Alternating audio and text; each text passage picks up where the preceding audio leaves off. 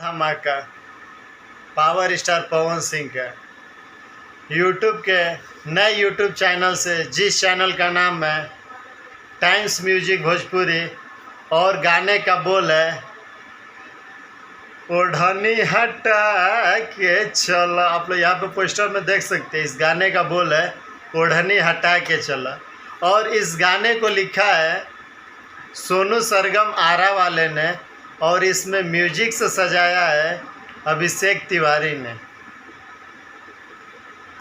और इसमें power star Pawan Singh के साथ फीमेल सिंगर के रूप में सिंगर है शिल्पी राज, और फीमेल एक्ट्रेस में काम की है भोजपुरी की नई एक्ट्रेस जिसको पवन सिंह ने लॉन्च किया था, जिसका नाम है सालू सिंह। उसके साथ कल 6:30 बजे times music Bhojpuri YouTube channel पे गाने को रिलीज कर दिया जाएगा। अभी तक जितने लोगों ने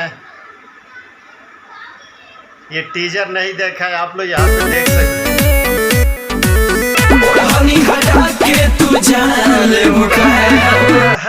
के चलो।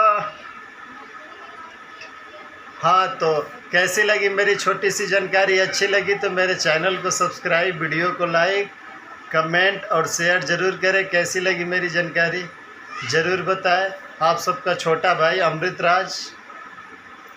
थैंक यू सो मच मेरी वीडियो देखने के लिए। Love you all. जय पावर स्टार।